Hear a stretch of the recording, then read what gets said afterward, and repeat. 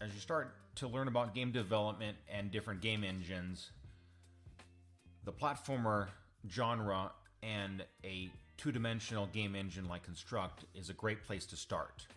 And in this set of videos, we're going to cover this how to make a platformer game tutorial from Construct step by step as they walk you through verbally how to create a platformer game. And I'm going to walk you through how to actually create this visually. Let's take a look at what the end product's going to look like. They've got one set of background graphics to work with.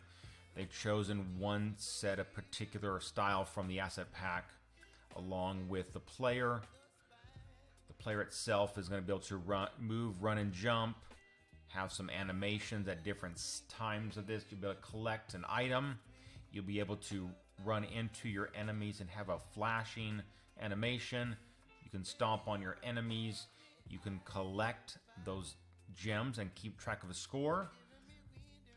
And that's going to be the final product for the tutorial. After going through it, I wanted to spice it up a little bit and add a little bit more flair to the game.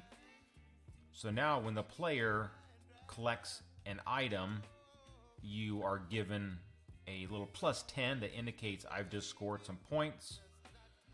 The player can accidentally leave the level and start the level over again. If the player stomps on an enemy, you can also get the +10. If the player runs into the enemy, you have that flashing animation, but you also have the death animation. And lastly, if the player reaches an endpoint,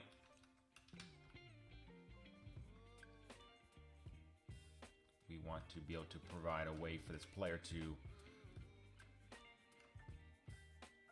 know that they have finished the game with a flag been raised, and therefore the level can get restarted again. And that's going to kind of round out the tutorial that we're going to look at using Construct. Thanks for watching.